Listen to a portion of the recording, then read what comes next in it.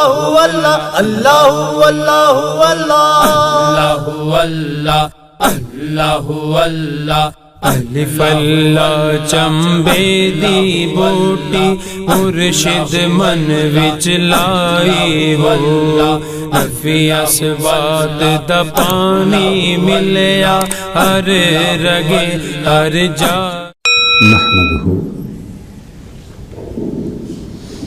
ونصلی ونسلم علی سیدنا و مولانا محمد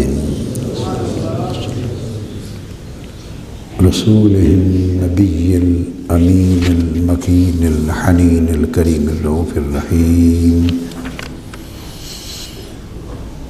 اما بعد بسم اللہ الرحمن الرحیم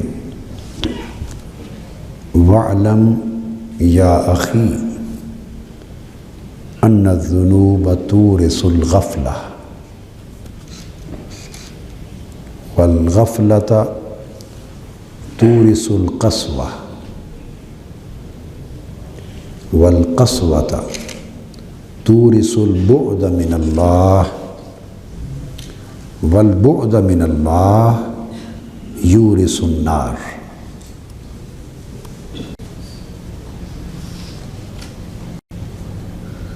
وَإِنَّمَا يَتَفَكَّرُ فِي هَذَا الْأَحْيَاءُ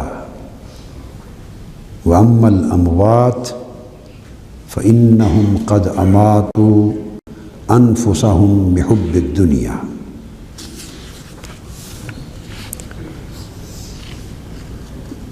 معزز خواتین و حضرات اور عزیزان گرامی قدر، اللہ جل مجدہ کی توفیق سے یہ جو عبارت میں نے پڑھی ہے یہ رسالۃ المسترشدین سے ہے، جس کے مصنف امام ابو عبداللہ حارث بن اسد المحاسبی البصری۔ ان کا ذکر پہلے درسوں میں تفصیل کے ساتھ ہو چکا ہے۔ وہ بیان فرماتے ہیں کہ اے میرے بھائی، جان لے کہ گناہ غفلت پیدا کرتے ہیں۔ اللہ کی طاعت میں، اللہ کی عبادت میں، اللہ کی بندگی میں اور نیکی میں اور نیک اعمال بجا لانے میں، ان تمام معاملات میں گناہوں کا اثر کیا ہوتا ہے۔ جب آدمی گناہوں کا ارتکاب کرتا ہے، اور گناہوں کا ارتکاب آنکھوں سے بھی ہوتا ہے، کانوں سے بھی ہوتا ہے، منہ سے بھی، زبان سے بھی ہوتا ہے، ہاتھوں سے ہوتا ہے، پاؤں سے ہوتا ہے، پیٹ سے ہوتا ہے، نفس سے ہوتا ہے، پورے بدن سے ہوتا ہے، دل سے ہوتا ہے، دماغ سے اور سوچ سے ہوتا ہے۔ تو گناہ ظاہر کے بھی ہوتے ہیں اور گناہ باطن کے بھی ہوتے ہیں۔ انہوں نے فرمایا کہ جب انسان گناہوں کا ارتکاب کرتا ہے اور گناہ پہ گناہ کرتا ہے تو گناہوں کا اثر کیا ہوتا ہے انسان کی روحانی زندگی پر۔ تو فرماتے ہیں گناہ کا منطقی اور قطعی نتیجہ یہ ہوتا ہے کہ اس سے انسان کی روحانی زندگی میں غفلت پیدا ہوتی ہے۔ غفلت اللہ کی عبادت میں کوتاہی شروع ہو جاتی ہے، اللہ کی طاعت اور بندگی میں کمزوری اور کوتاہی واقع ہو جاتی ہے، تقویٰ میں کمزوری اور کوتاہی واقع ہو جاتی ہے، اللہ کے ذکر اور اللہ کی یاد میں کوتاہی اور غفلت واقع ہو جاتی۔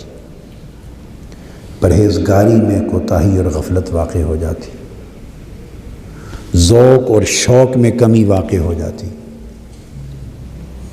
ذوق اور شوق میں کمی واقع ہو جاتی، حتیٰ کہ اللہ کی طرف دھیان اور اللہ کی طرف لگن اور اللہ کی طرف رجوع اس میں کمی آ جاتی۔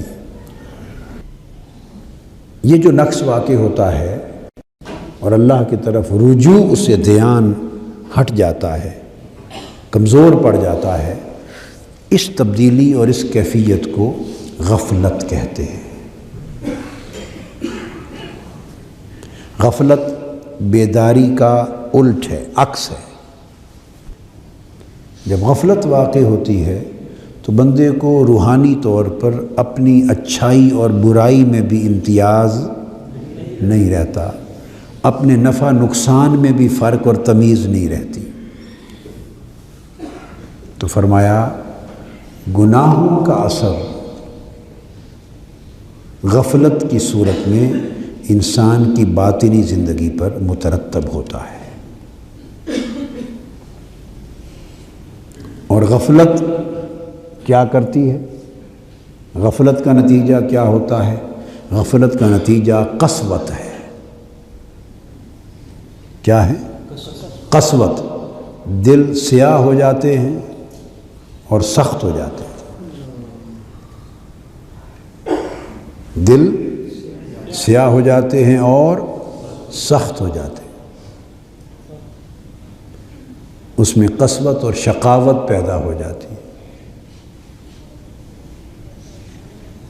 نتیجہ یہ ہوتا ہے، حضور علیہ السلام نے فرمایا کہ جب آدمی ایک گناہ کرتا ہے تو اس گناہ سے اس کے دل پر سیاہی کا، تاریکی کا ایک نقطہ لگ جاتا ہے۔ پھر دوسرا گناہ کرتا ہے تو ایک تاریک نقطہ اور لگ جاتا ہے، تیسرا گناہ کرتا ہے تو تاریک نقطہ اور لگ جاتا ہے، اور اس طرح گناہوں سے ایک ایک نقطہ تاریکی اور ظلمت کا لگتا لگتا پورے دل کو سیاہ کر دیتا ہے۔ یہ جو سیاہی ہے قلب کی، یہ قسوت ہے، اور یہی سیاہی قسوت سختی، پتھر کی طرح سخت کر دیتی ہے دل رقت سے محروم ہو جاتا ہے اور دل نور سے محروم ہو جاتا ہے۔ کیا؟ دل نور سے محروم ہو جاتا ہے اور دل رقت اور نرمی سے محروم ہو جاتا ہے۔ گویا گناہ غفلت کا باعث بنتے ہیں اور غفلت قسوت کا باعث بنتی ہے۔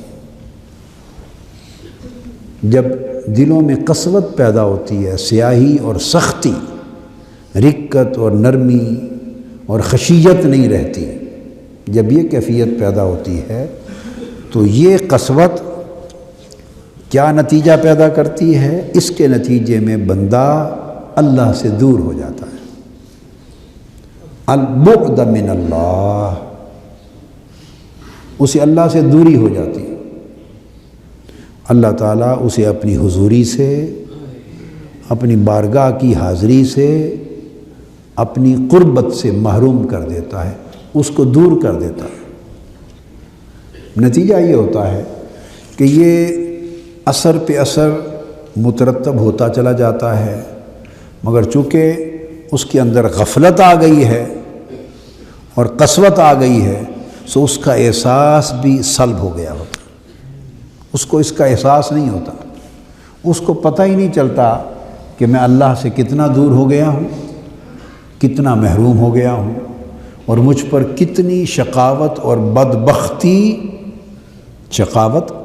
کتنی بدبختی مجھ پر مسلط ہو چکی ہے، اس کو پتہ نہیں چلتا۔ کیوں پتہ نہیں چلتا؟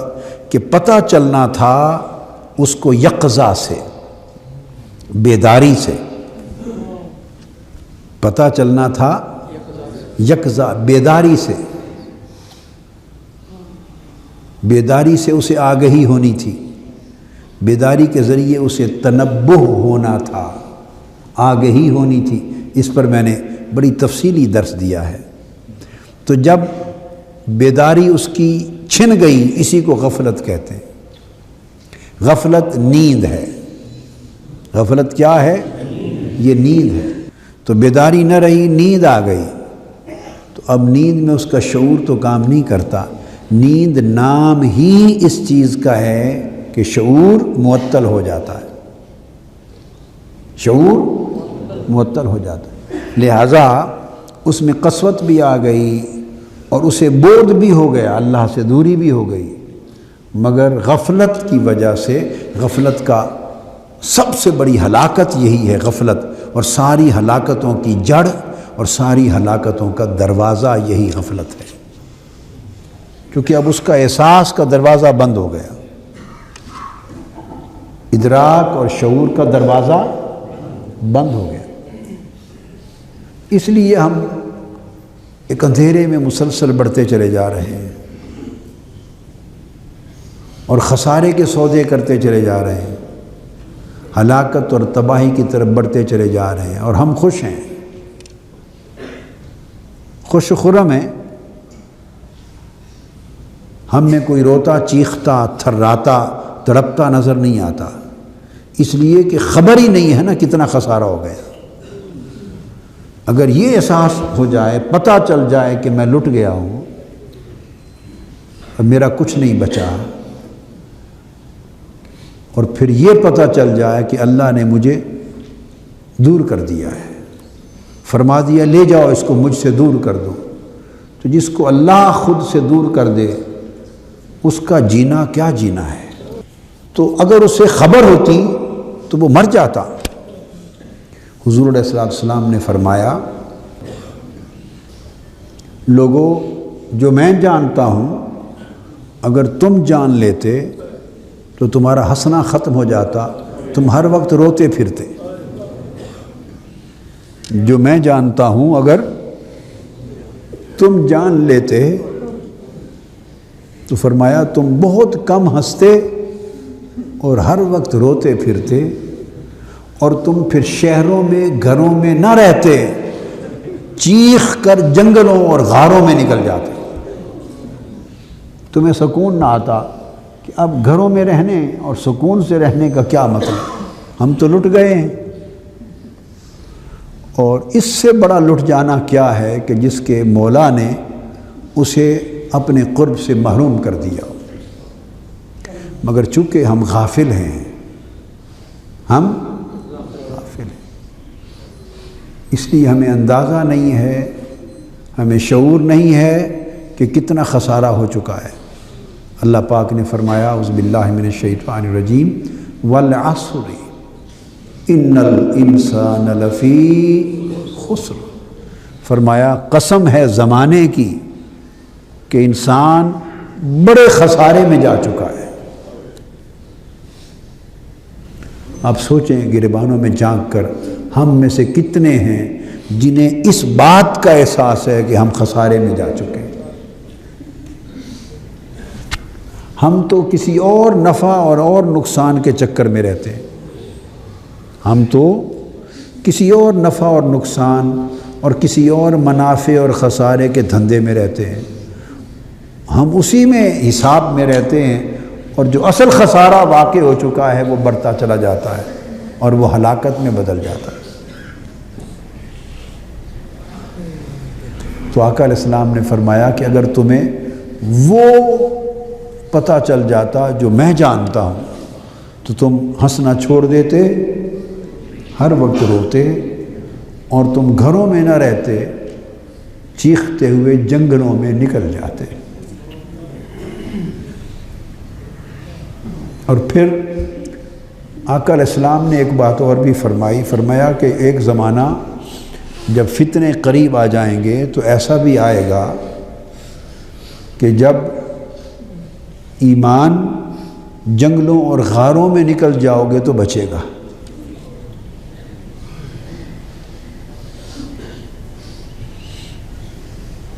میں یہ محسوس کرتا ہوں کہ اس دور کی ابتدا ہو چکی ہے، اس دور کی کہ ایمان جنگلوں اور غاروں میں نکل جاؤ گے تو بچے گا۔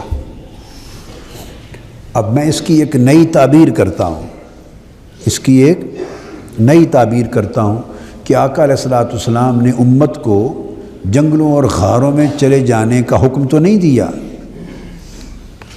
جنگلوں اور غاروں میں چلے جانے کی تلقین تو نہیں فرمائی، مگر ایک تو یہ اس کی دو تعبیریں جو میری سمجھ میں آتی، وہ یہ کہ اگر تو تمہارا ایمان اتنا مضبوط اور طاقتور ہوا کہ تم فتنوں کے معاشرے اور فتنوں کے ماحول میں رہ کر فتنوں سے بھی لڑو گے، فتنوں کو کچلو گے بھی، اور ایمان بھی تمہارا محفوظ رہے گا، اس کو خسارہ نہیں ہوگا، تو اگر تو ایمان اتنا طاقتور ہو کہ خسارہ نہ ہو تو پھر تو گھروں اور شہروں میں رہنا بہتر ہوگا، اور جو دیکھے کہ ایمان کمزور ہے ہر روز اس سوسائٹی اور ایٹماسفیئر اور گرد و نواح کا ماحول ایمان پر حملے کرتا کرتا کرتا غیرت ایمانی کمزور پڑ رہی ہے، ایمان کے چراغ کی لو مدھم ہوتی جا رہی ہے، تیل اس کا ختم ہوتا جا رہا ہے اور ایمان کا دیا ٹمٹمانے لگا ہے،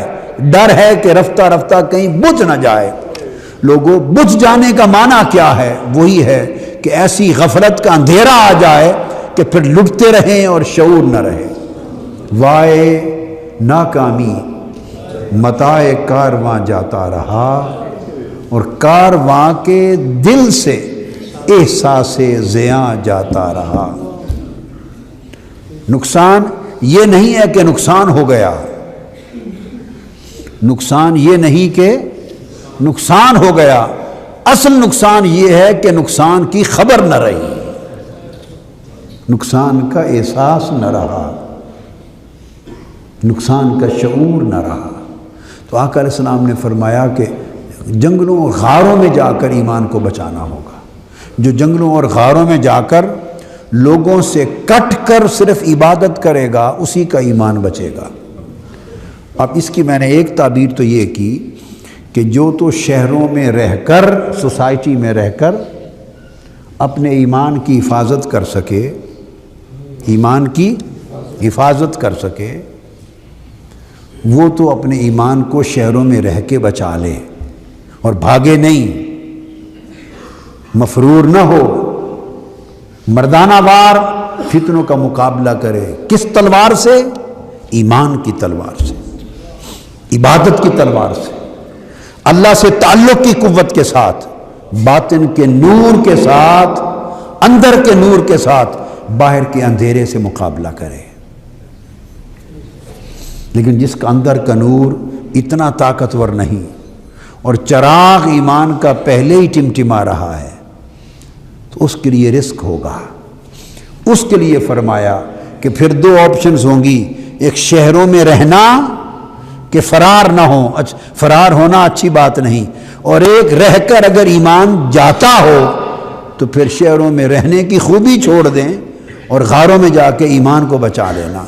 تو اگر دو میں سے ایک کو چننا پڑے تو فرمایا پھر غاروں میں چلے جانا بہتر ہوگا۔ آپ سمجھ رہے ہیں؟ اب اس کی جو دوسری تعبیر کر رہا ہوں، جو ہر ایک پر اس کا اطلاق ہو، یہ ایک میری تعبیر ہے جو میری سمجھ میں اللہ نے دی ہے، جو میری سمجھ میں اللہ پاک نے مجھے دی۔ کتابوں میں شارحین نے اس کو بیان نہیں کیا، اور میں سمجھتا ہوں اغلباً آقا علیہ الصلوۃ والسلام کے فرمان کا اس دور کے لیے مقصد یہ ہوگا۔ جب فرمایا کہ وہ زمانہ آ جائے گا کہ شہروں میں، گھروں میں رہنے سے ایمان برباد ہوگا، تو اس وقت جنگلوں غاروں میں جا کر دنیا سے کٹ کر اللہ کی عبادت میں مگن ہو کر ایمان بچانا۔ تو یہ جو ارشاد ہے، ممکن ہے آقا علیہ السلام نے اسے استعارہ کی زبان میں فرمایا ہو۔ کیا؟ اور استعارہ کی زبان میں یہ کہ جب ایسا دور آ جائے کہ گھر گھر کفر داخل ہو جائے، گھر گھر فحاشی داخل ہو جائے، گھر گھر عریانی داخل ہو جائے، گھر گھر بے حیائی داخل ہو جائے، گھروں میں باؤ تو ٹی وی اور اخبارات اور رسائل اور صبح و شام کے ٹی وی کے ذریعے سوائے فحاشی، عریانی، بے غیرتی، بے حمیتی، بے حیائی اور کفر کے کچھ نہ ملے۔ سکولوں میں جاؤ تو بچے بچیوں کے پاس سوائے بے حیائی، بے غیرتی، بے دینی اور بے ایمانی کے سوا سکولوں اور میں کچھ نہ ہو۔ بچیوں کے فیشن برباد کر دیں ایمان کو، بچوں کے رجحانات برباد کر دیں، جو خرابیاں ٹی وی پر دیکھ کر آئیں وہ سارا دن سکولوں میں آ کے ڈسکس کریں، کالجوں میں ڈسکس کریں، اور ساری فحاشی اور بے حیائی جو 1000 500 200 100 بچے بچیوں نے الگ الگ ٹی وی سے، فلموں سے، گھروں سے حاصل کی، وہ سکولوں میں آ کے یکجا ہو جائے، اور نیک لوگوں کے بچے بچیاں بھی سکول میں جائیں اور برباد ہو کر آئیں۔ پھر دوستوں سے ملیں تو بربادی، جب فیملیز میں سوشل گیدرنگ ہو تو فیشنوں کی شکل میں بربادی، نیری دنیا داری، دنیا پرستی، نیری غیبت، نیرا فتنہ، نیریا مال و زر، 24 گھنٹے فتنہ اور مال و زر کا تماشا۔ تو آپس میں برادری مل بیٹھے تو فتنہ، سکول کالج جائیں تو فتنہ، گھروں میں بیٹھیں تو فتنہ، سوسائٹی میں بازاروں میں نکلیں تو فتنہ۔ فرمایا ایک ایسا دور آ جائے گا جب سوسائٹی کے ہر جہت اور ہر سمت پر بے حیائی، عریانی، فحاشی اور کفر چھا جائے گا۔ تو اس وقت جو فرمایا کہ غاروں میں نکل جانا، جنگلوں اور غاروں میں جا کے ایمان بچانا، تو میری سمجھ میں یہ بات آئی ہے کہ آقا علیہ السلام نے فرمایا بجائے اصل جنگلوں اور غاروں میں جانے کے، اس وقت گھر کے ماحول کو پھر غاروں کی طرف لے جانا، گھروں کو غار بنا لینا، گھروں کو غار بنا لینا،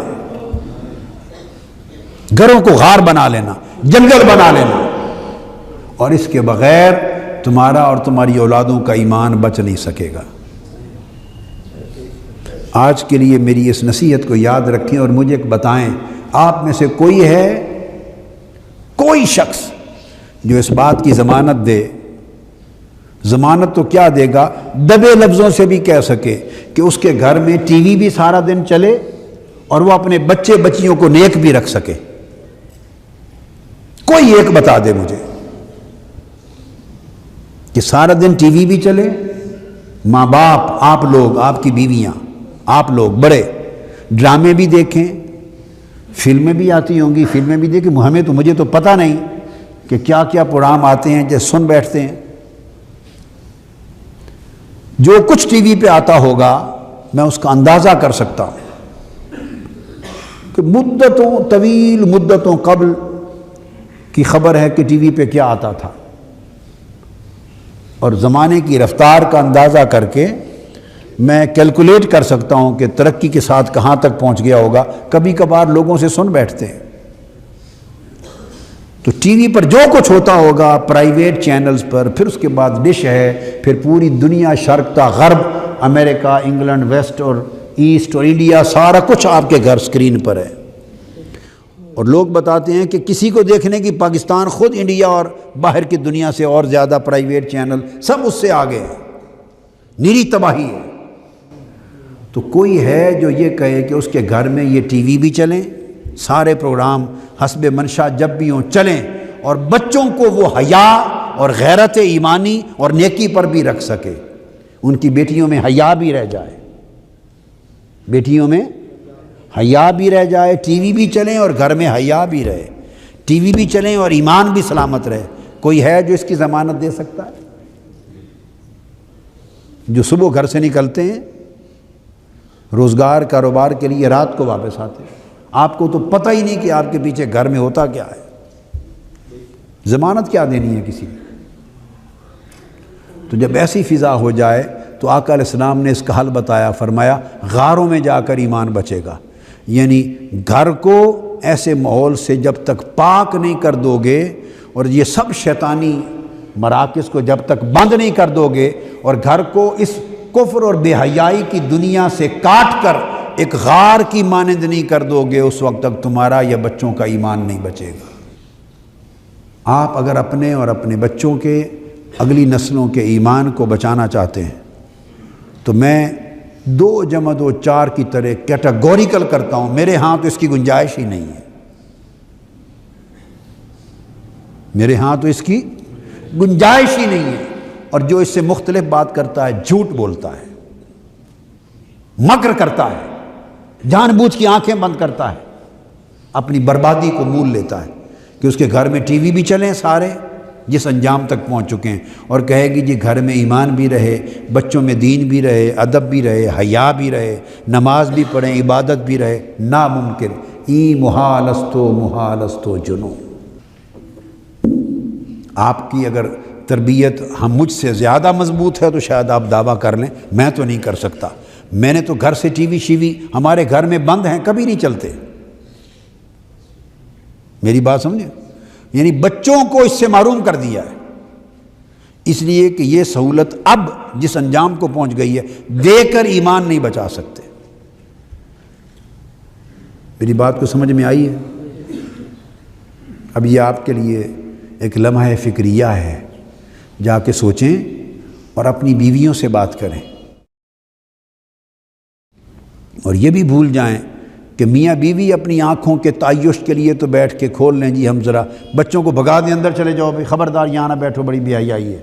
میاں بیوی بیٹھ کے ٹی وی دیکھ لیں اور توقع کریں کہ بچے بچیاں پاک رہیں اس سے۔ یہ منافقت اور دھوکہ بازی ہے، یہ بچوں کو اور برباد کرنا ہے۔ بچے کسی اور جگہ جا کے دیکھ لیں گے۔ اگر بچوں کو بچانا ہے اس گناہ سے تو خود بچنا ہوگا، اپنی عیاشی ختم کرنی ہوگی، نگاہوں کی عیاشی۔ میں نے آپ کو لمحہ فکریہ دیا،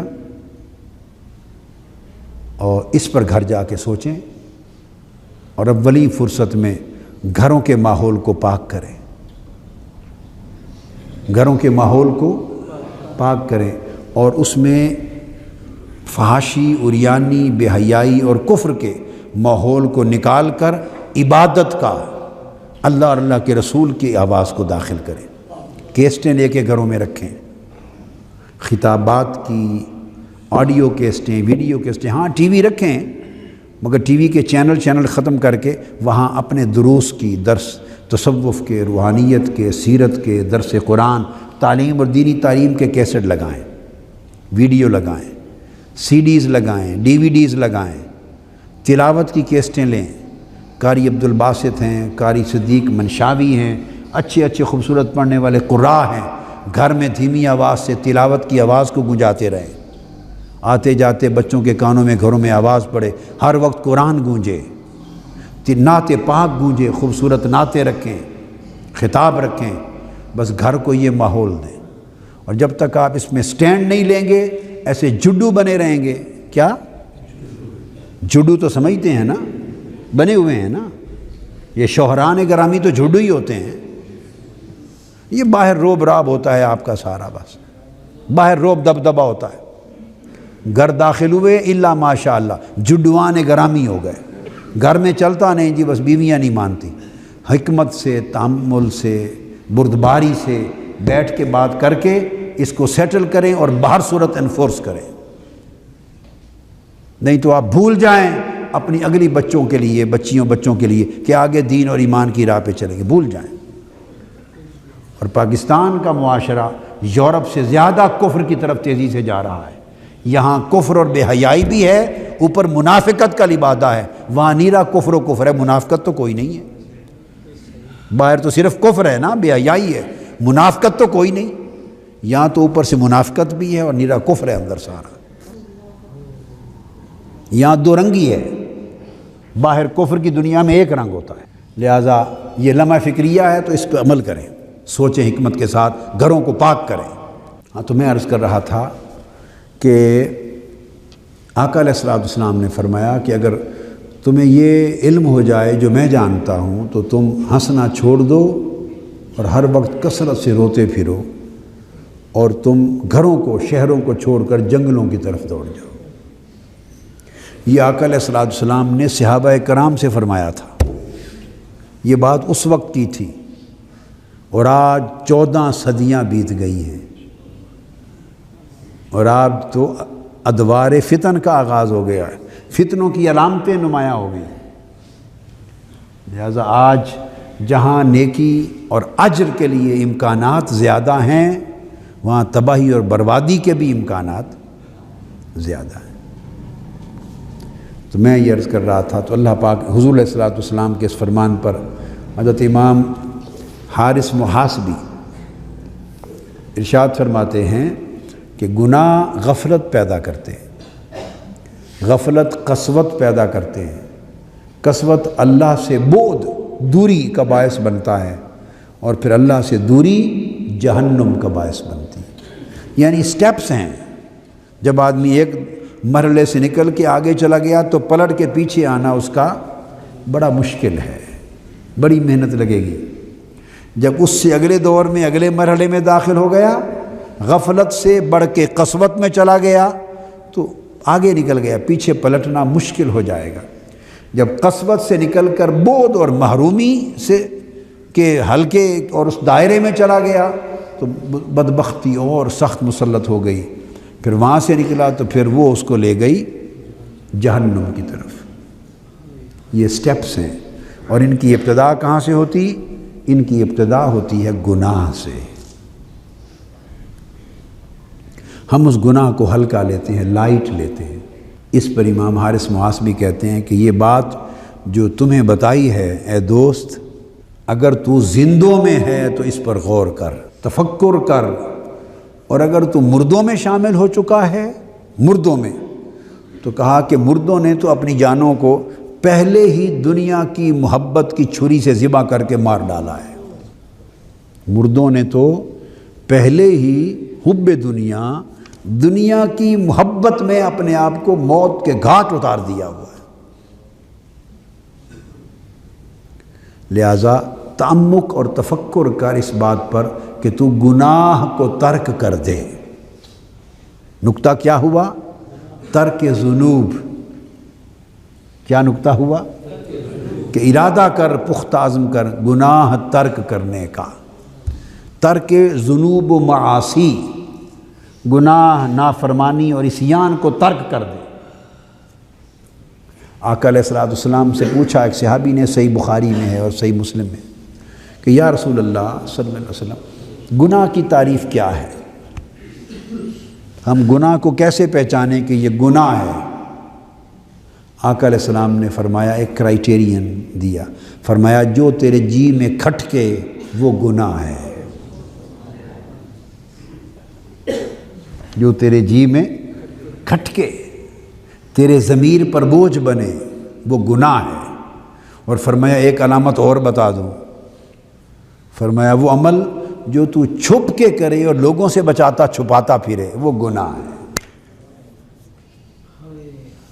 چھپاتا ایک تو ہے نا نیکی تقویٰ کی وجہ سے، نہ اس وجہ سے چھپاتا پھرے کہ اگر لوگوں کو پتہ چل گیا تو کیا کہیں گے۔ جو عمل تو لوگوں سے اس ڈر سے چھپائے کہ اگر پتہ چل گیا تو کیا کہیں گے، فرمایا وہی گناہ ہے۔ اور جو تیرے دل میں، تیرے ضمیر میں، تیرے جی میں کھٹکے، کانٹا بنے، بوجھ پیدا کرے، وہ گناہ ہے۔ سادہ تعریف دے دی آپ کو جی۔ اب آپ اگر کسی سے جھوٹ بھی بول رہے ہیں تو یہ تو پتہ ہوتا ہے نا کہ جھوٹ ہے، تو وہ دل پہ بوجھ کا باعث بنتا ہے یا نہیں؟ اب ایک کسوٹی دے رہا ہوں، اسی پر ناپ لیں کہ آپ مردوں میں چلے گئے ہیں کہ ابھی زندوں میں ہیں۔ اگر جھوٹ بول کر جی بے چین نہیں ہو جاتا اور اندر گرفت نہیں ہو جاتی اور ضمیر سخت بوجھ میں پریشان نہیں ہو جاتا کہ میں کیا کہہ بیٹھا ہوں، اگر اندر کچھ نہیں ہوتا، جھوٹ بول دیا، تو افسوس میرے دوست کہ تو مردوں میں جا چکا ہے، تیرا شمار زندوں میں نہیں رہا۔ زندوں میں ہوتا تو کچھ کھٹک تو پیدا ہوتی، اگر کھٹک ہی پیدا نہیں ہو رہی تو فرمایا انت من الاموات، مردوں میں جا چکا۔ اس لیے تو کسی سے معاملہ کرے اچھا نہ کرے، بد اخلاقی کرے، گالی دے، خیانت کرے، دھوکہ کرے، اپنا فریضہ وقت پہ ادا نہ کرے، ڈیوٹی نہ ادا کرے جس کی تنخواہ لینی ہے، وہ بھی گناہ ہے۔ جو کام کرنا ہے وہ وقت پہ کر کے نہ دے، لمبا کرے، یہ بھی گناہ ہے۔ کسی سے کسی کا حق تلف کرے، یہ گناہ ہے۔ حرام رزق کھائے، گناہ ہے۔ جھوٹ بول کے کھائے، گناہ ہے۔ غفلت کرے اور ایسے لیزی ہو کے کھائے رزق، وہ بھی گناہ ہے۔ حرص اور لالچ کر کے کھائے، یہ بھی گناہ ہے۔ نگاہ غلط طرف اٹھائے، گناہ ہے۔ غلط بات سنے، گناہ ہے۔ غیبت چغلی گناہ کی بات کرے، گناہ ہے۔ گناہ کی بات سنے تو گناہ ہے۔ ناجائز کام کی طرف ہاتھ بڑھائے، کسی کے ساتھ زیادتی کی طرف، یہ گناہ ہے۔ غلط سمت چل کے جائے تو گناہ ہے۔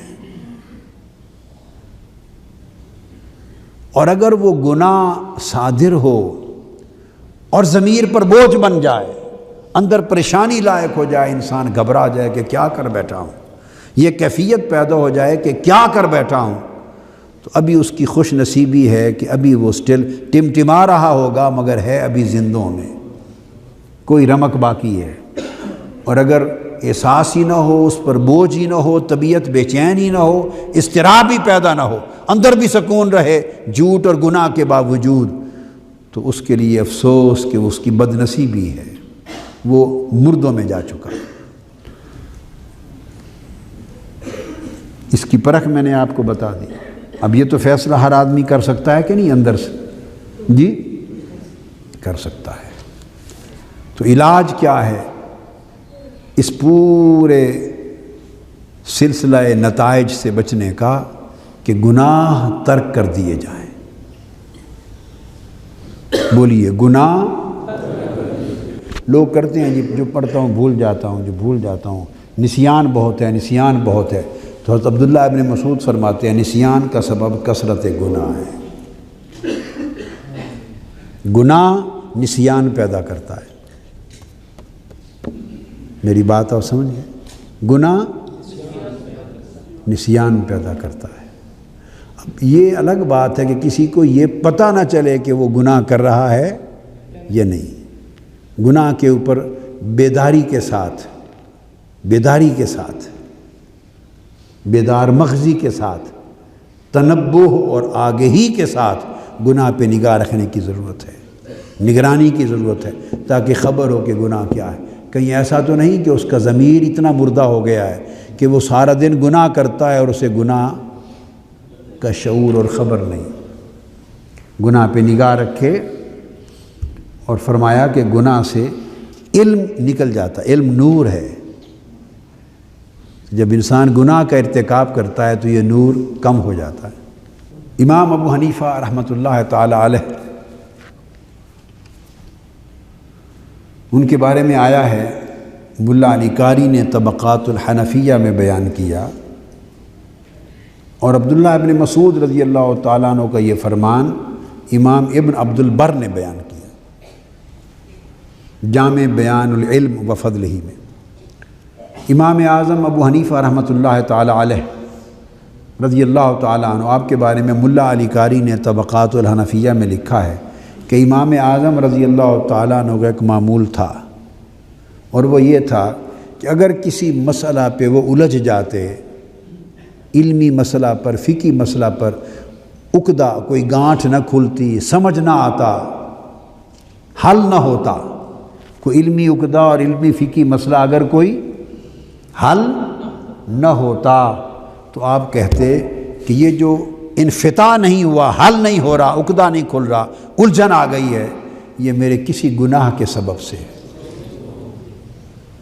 آپ اسی وقت استغفار کرتے، وضو کر کے کھڑے ہو جاتے اور نفل پڑھتے، وضو کرتے، عبادت کرتے اور استغفار کرتے۔ کیا؟ وضو کرتے، عبادت کرتے اور استغفار کرتے۔ بس آپ کی عبادت اور استغفار سے پردہ اٹھ جاتا، عبادت اور استغفار سے پردہ ہو جاتا۔ کبھی وضو سے پردہ اٹھ جاتا ہے، کبھی غسل سے پردہ اٹھ جاتا ہے۔ کیا؟ اور کبھی دوران غسل ہی اٹھ جاتا ہے، اگلی نوبت ہی نہیں آتی، ابھی غسل مکمل نہیں ہوا ہوتا کہ انکشاف ہو جاتا، پردہ اٹھ جاتا ہے۔ کبھی وضو کے دوران پردہ اٹھ جاتا ہے، کبھی عبادت کے دوران اٹھ جاتا ہے، نماز کے دوران۔ سیدنا فاروق اعظم رضی اللہ تعالیٰ عنہ کی بہت ساری الجھنیں اور عقدے دوران نماز حل ہو جاتے تھے، اور کبھی استغفار کے دوران حل ہو جاتا۔ تاہم جب کوئی فقہی مسئلہ گنجلک بن کے آتا اور اس کا حل ذرا مشکل نظر آتی، تو آپ وضو کرتے، عبادت کرتے، استغفار کرتے تو حل ہو جاتا۔ سبحان اللہ۔ اور آپ پھر کہتے، واہ واہ، آپ جب حل ہو جاتا شکر ادا کرتے تو کہتے کہ میں نے اپنا گناہ چھوڑ کر اس کی طرف رجوع کیا تو اس نے میری طرف رجوع کیا، اس لیے مسئلہ حل ہو گیا۔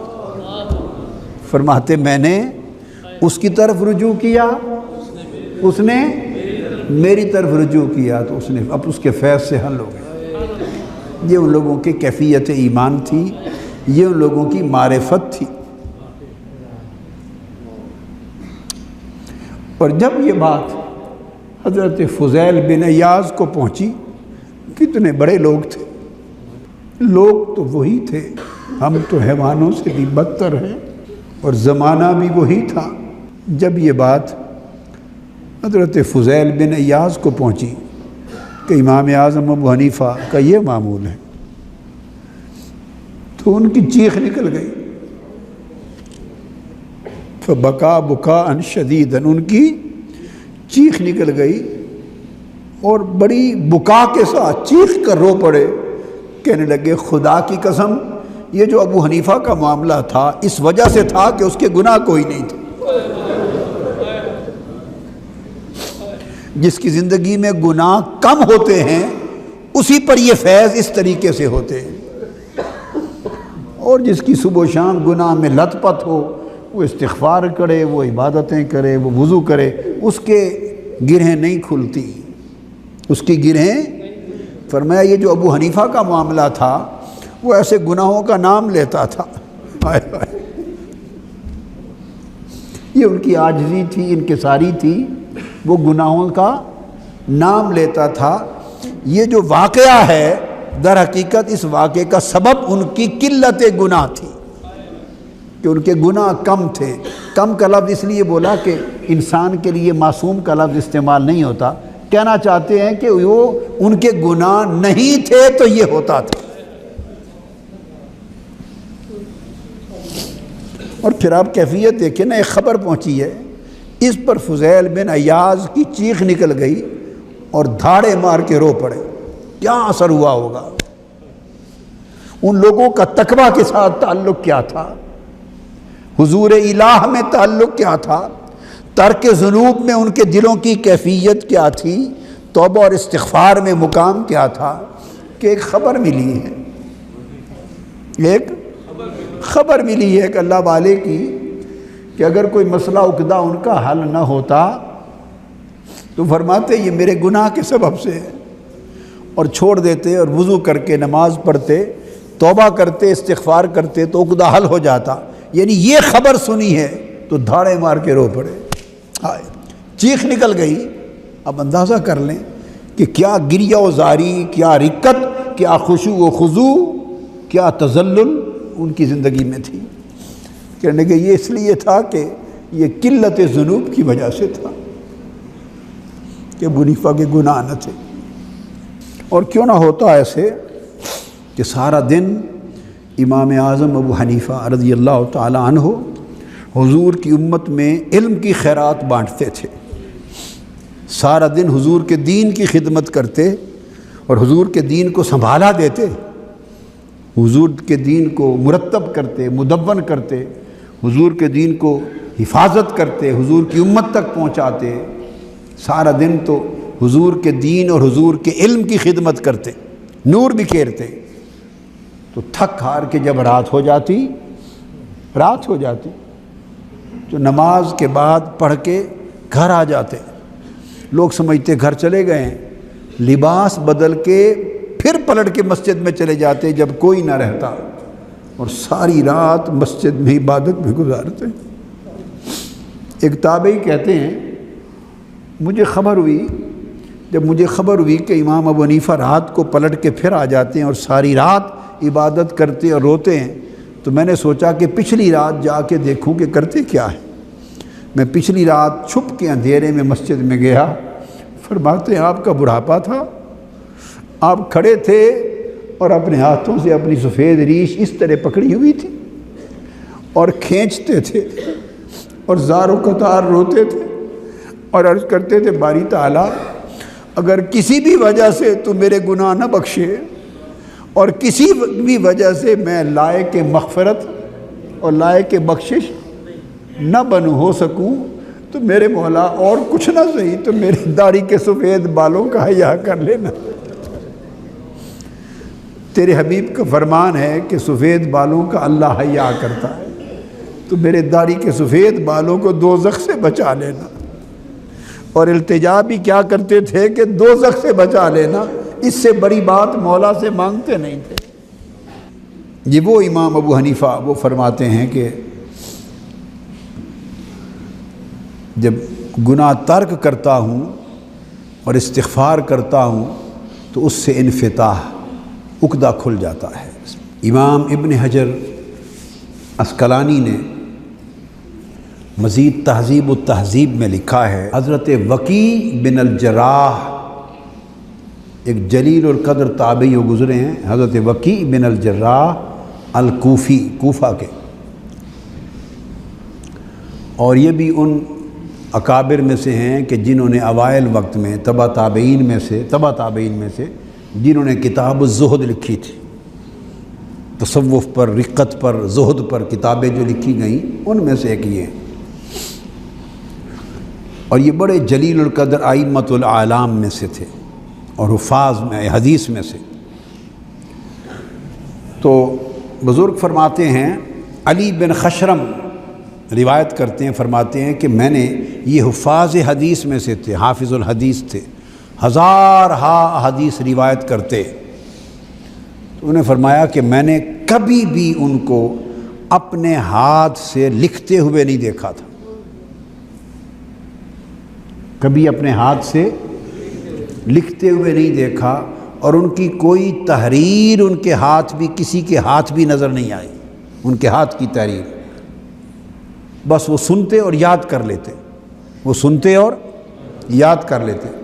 ان سے پوچھا فَسَأَلْتُهُ عَنْ دَوَاءِ الْحِفْظِ، میں نے پوچھا حضرت امام وکیع بن الجراح سے کہ حضرت اتنا بڑا جو حافظہ ہے اس کی کوئی دوائی ہمیں بھی بتائیں، اس کے لیے کوئی دوائی ہمیں بھی بتائیں کہ اتنا بڑا حافظہ کیسے ملے، اتنا حافظہ۔ آپ نے فرمایا بیٹے اس کی دوائی بتا دیتا ہوں، اور وہ یہ ہے ترک المعاصی، گناہوں کو چھوڑ دینا۔ حفظ میں برکت، حفظ حافظہ، اس کی دوائی کیا ہے؟ ترک المعاصی، گناہوں کو چھوڑ دینا۔ اور فرمایا کہ میں نے اس سے بہتر تجربہ کیا ہے، اس سے بہتر کوئی دوا نہیں پائی،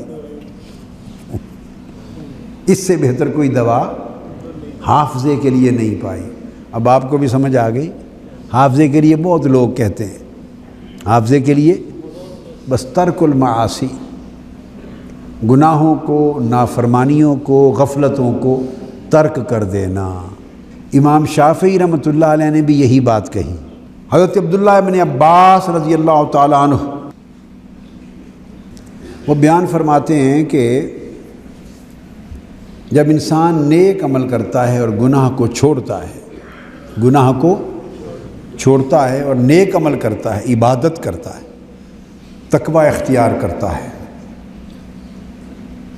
تو فرمایا اس کے جو فوائد نصیب ہوتے ہیں، برکات، ان میں سب سے پہلی برکت یہ ہے کہ اس کے دل میں نور پیدا ہوتا ہے۔ جب گناہ کرتا ہے تو میں نے عرض کیا دل میں سیاہ نقطہ پیدا ہوتا ہے، گناہ سے دل میں سیاہی پیدا ہوتی ہے، اور فرمایا جب آدمی نیکی کرتا ہے تو دل میں نور پیدا ہوتا ہے۔ ان للحسنۃ نورا فی القلب وزینا فی الوجہ، جب آدمی نیکی کرتا ہے، عبادت کرتا ہے، تقوی اور نیکی اختیار کرتا ہے تو فرمایا دل میں نور پیدا ہوتا ہے اور چہرے پہ رونق آ جاتی ہے۔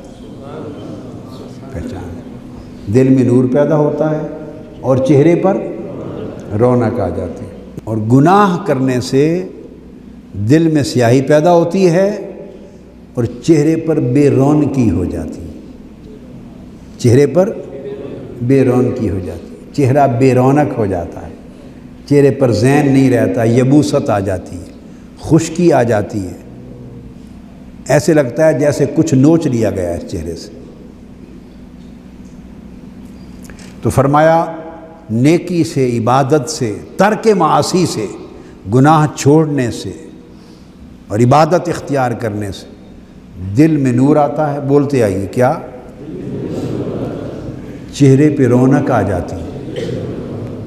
وقوتاً فی البدن، اور بدن میں قوت اور مستعدی آ جاتی. بدن میں قوت آ جاتی اور تھکن چلی جاتی.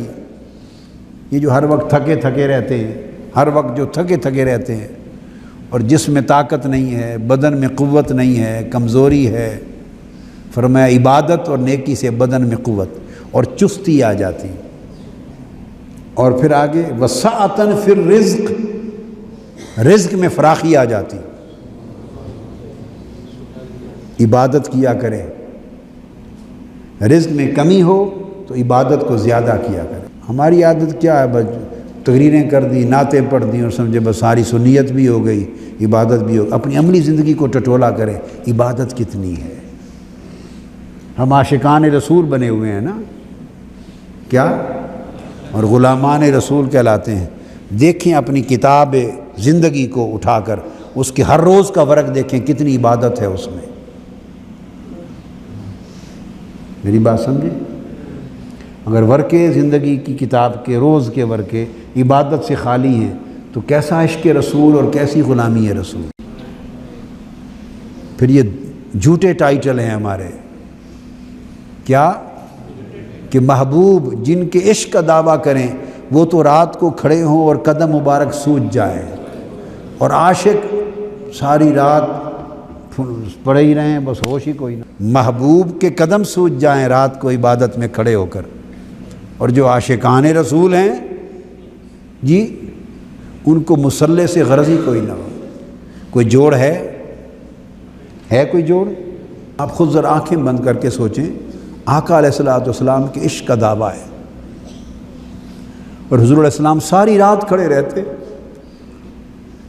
حتیٰ تورمت قدماؤ، قدمین شریفین متورم ہو گئے. صحابہ کرام نے عرض کیا یا رسول اللہ آپ کیوں کھڑے رہتے ہیں؟ آپ تو پاک ہیں گناہوں سے، آپ تو گناہوں سے پاک ہیں، آپ اتنی تکلیف کیوں کرتے ہیں؟ تو آقا علیہ السلام نے فرمایا افلا اکون عبدا شکورا، اللہ نے مجھے گناہوں سے پاک کر دیا ہے تو کیا میں اس کا شکر گزار بندہ نہ بنوں؟ شکر گزار بندہ نہ بنوں؟ محبوب تو مصلی پہ کھڑے ہو کر اپنے قدمین شریفین متورم کر دیں، اور اب عشق کا دعویٰ کرنے والے مصلی سے واسطہ ہی کوئی نہ ہو.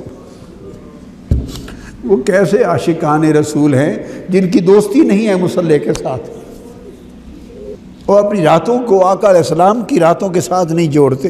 پھر وہ کیسے عاشقان الہی ہیں جو ساری رات غفلت کی نیند سوتے اور مولا ان کا جاگ کر پوچھتا ہے کوئی مجھ سے یاری لگانے والا ہے؟ کوئی مجھ سے دوستی کرنے والا ہے؟ کوئی مجھ سے راز و نیاز کی باتیں کرنے والا؟ وہ پوچھ رہا ہو اور بندہ غفلت کی نیند سویا ہو تو کوئی جوڑ بنتا ہے؟ کیا آج سے اپنی زندگیوں کو پھر پلٹ کر اس راہ پہ لانے کو تیار ہیں یا نہیں؟ اور راتوں کو مصلی سے اپنے آپ کو جوڑنے کو تیار ہیں یا نہیں؟ اور آقا کی یہ آیت پاک باقی چیزیں کیا چیزیں ہمیں دیں گی؟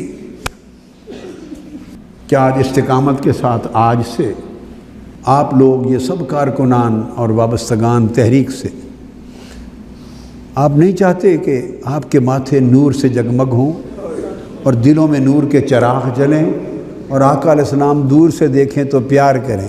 اور آقا نے فخر سے کہا کہ میرے پیارے امتی وہ ہیں کہ دنوں کو جہاد کرتے ہیں، یعنی محنتیں ریاضتیں کرتے ہیں، اور رات کو مصلوں کی پیٹھوں پر کھڑے ہو جاتے ہیں. کام کاج ختم کر کے وضو کریں اور مصلی پہ کھڑے ہوں، کچھ آنسو گرا دیا کریں مولا کے حضور، کچھ سجدے کر دیا کریں. تو یہ سودا کرتے ہیں؟ بتائیے، بولیے کرتے ہیں یا نہیں؟ ایسے چھوڑ دوں یا میرے ساتھ وعدہ کرتے ہیں؟ کتنا کرتے ہیں بتائیں نا. تاکہ ہماری سنگت اس نور کی سنگت بن جائے۔ وعدہ کرتے ہیں جی۔ فرمایا کہ اس سے بدنوں میں چستی اور قوت آتی ہے، دلوں میں نور آتا ہے، چہرے پہ رونق آتی ہے، اور مخلوق کے دلوں میں محبت پیدا ہوتی ہے۔ مخلوق کے دلوں میں محبت پیدا ہوتی ہے، اور خالق کی بارگاہ میں بھی بندہ محبوب ہوتا ہے۔ آقا علیہ الصلوۃ والسلام نے فرمایا کہ جو چیزیں مجھے پسند ہیں اور میں نے بندوں پر فرض کی ہیں ان سے نہیں، کیا جو میں نے فرض کی ہیں اور مجھے پسند ہیں ان سے نہیں، بلکہ نفلی عبادت جو اضافی عبادت ہے، جب بندہ وہ کرتا رہتا ہے تو وہ کرتے کرتے کرتے میرا محبوب بن جاتا ہے۔ لا یزال عبدی یتقرب الی بالنوافل، پھر جب نوافل کا سودا کرتا ہے اضافی، تو فرمایا اس کے ذریعے پھر اس کو میں اپنے قریب بھی کرتا ہوں، حتی احببتہ، اور اپنا محبوب بھی بنا لیتا ہوں۔ کیا عالم ہے بندے کا کہ بندہ اللہ کا محبوب ہو جائے۔ فرمایا اس کے برعکس جب آدمی گناہ ترک نہیں کرتا اور معاصی کرتا ہے، گناہ کرتا ہے، تو دل میں سیاہی آتی ہے اور چہرے پر بے رونقی اور سختی آ جاتی ہے، اور جسم میں تھکاوٹ اور نکاہت آ جاتی ہے، اور رزق میں کمی آ جاتی ہے، اور مخلوق کے دلوں میں نفرت آ جاتی ہے۔ حضرت عبداللہ ابن عباس رضی اللہ تعالیٰ عنہ نے بیان کیا۔ پھر اولیاء کرام نے یہ بھی بیان کیا ہے کہ یہ جو گناہ ہیں، فرمایا الذنوب جراحات، گناہ زخم ہیں، گناہ زخم ہیں۔ جس طرح مقتل میں لڑائی کے دوران آپ کو زخم لگتے ہیں، فرمایا وہ زخم چھوٹے ہیں، اور فرمایا اس سے بڑا زخم کوئی نہیں جو بندے کو زخمی کر دے کہ اسے دل کی سختی اور دل کی قسوت اور دل کی سیاہی کا زخم لگے اور اللہ سے دوری کا زخم لگے۔ اگر اللہ سے بعد اور دوری کا زخم لگے تو فرمایا اس سے زیادہ ہلاکت انگیز زخم کوئی نہیں کہ بندہ اللہ سے دور کر دیا جائے۔ جب بندہ اللہ سے دور کر دیا جاتا ہے تو اس کا دل سخت ہو جاتا ہے۔ اور آپ نے یہ بھی ایک بیان فرمایا، ایک اور علامت بتاتا ہوں کہ دل کی سختی اگر 4 کاموں میں زیادتی کی جائے تو وہ بھی سبب بنتی ہے، اور وہ پھر دل کی سختی اس چینل سے 4 کاموں میں کسی کی زیادتی ہو تو وہ دل کو سخت کرتی ہیں، اور دل سخت ہوتا ہے تو بندہ گناہ پر گرا پر گامزن ہو جاتا ہے۔ گناہ کرتا ہے تو دل سخت ہوتا ہے، اور یہ بھی ہے کہ کبھی دل سخت ہوتا ہے تو پھر انسان گناہ پہ چل پڑتا ہے، اور دل سخت پہلے ہوتا ہے۔ فرمایا 4 چیزیں ایسی ہیں اگر وہ ضرورت سے زیادہ ان 4 چیزوں کو اپنایا جائے تو دل سخت ہو جاتے ہیں۔ وہ کون سی؟ العقل والنوم والکلام والمخالطہ۔ فرمایا ایک کھانا اگر ضرورت اور حاجت سے زیادہ کھاؤ اور پیٹ بھر بھر کے کھاؤ تو دلوں کو سخت کرتا ہے۔ پیٹ کو تو سخت کرتا ہی ہے، مگر اس سے دل سخت ہوتے ہیں۔ اب کبھی دھیان جاتا ہے زیادہ کھانے سے دل کا کیا تعلق نہیں، زیادہ کھانے سے دل سخت ہوتا ہے۔ کیوں؟ زیادہ کھانے سے اندر باطن کا نور کم ہوتا ہے اور سیاہی بھرتی ہے، اور جب سیاہی بھرتی ہے تو دل سخت ہو جاتا ہے۔ زیادہ کھانے سے حاجت سے بڑھ کر دل سخت ہوتا ہے، زیادہ نیند کرنے سے دل سخت ہوتا ہے۔ دوسری چیز کیا؟ دل۔ تیسرا زیادہ کلام، لغو اور فضول گفتگو کثرت کے ساتھ کرنے سے دل سخت ہوتا ہے۔ اور چوتھا مخالطہ، لوگوں کے ساتھ، دنیا داروں اور لوگوں کے ساتھ، اہل دین، اہل ولایت، اہل تقوی اور صالحین سے نہیں، عام دوست یار دنیا دار جن کے ساتھ اٹھتے بیٹھتے دنیا کی باتیں ہوں، گپ شپ ہوں، شغل میلہ ہو، ہنسی مذاق ہو، وہ لوگ، ان سے زیادہ میل ملاپ کے ساتھ دل سخت ہو جاتا ہے۔ دل میں شقاوت اور قسوت آتی، تاریکی آتی ہے کیا، اور سختی آتی۔ لہذا دو چیزوں میں اعتدال ہونا چاہیے، مخالطت یعنی لوگوں کے ساتھ جلوت، صحبت، مجالست، اور دوسری طرف عزلت، خلوت، تنہائی، علیحدگی۔ ضرورت کی حد تک لوگوں سے میل ملاپ کرو جو آپ کے فرائض ادا کرنے کے لیے درکار ہے، اور جب آپ کا فرض ادا ہو جائے تو محض گپ شپ کے لیے کبھی لوگوں کے ساتھ نہ بیٹھیں۔ ہماری یہ بھی عادت ہوتی ہے، چلو بھئی آ یار ذرا بیٹھیں گے، گپاں ماریں گے، ذرا گپ شپ ماریے۔ یہ گپ شپ کی مجلس دلوں کو سخت اور سیاہ کرتی ہے، کیونکہ اس میں سوائے لغو گفتگو کے، لہو الحدیث کے، جس کو قرآن مجید نے کہا، اور کچھ نہیں ہوتا، اور وہ دلوں کو تباہ کرتی ہے، زنگ آلود کرتی ہے، دلوں کا نور ختم کرتی ہے، اور دلوں کی روشنی ختم کرتی ہے۔ لہذا جب فرض کی ادائیگی کے لیے کسی مخالطہ اکٹھا بیٹھنا ضروری نہ ہو تو پھر آپ تنہا ہو جائیں لوگوں سے۔ تین باتیں بتاتا ہوں، ایک ہے لوگوں کے ساتھ میل ملاپ، ایک ہے تنہائی۔ دنیا دار سے میل ملاپ نقصان دہ ہے، اس کے میل ملاپ سے تنہائی بہتر ہے۔ دنیا داروں کے زیادہ میل ملاپ سے تنہائی بہتر ہے، اور صالحین تنہائی سے اللہ والوں کا میل ملاپ بہتر ہے۔ تنہائی سے اللہ والوں کا میل ملاپ بہتر ہے۔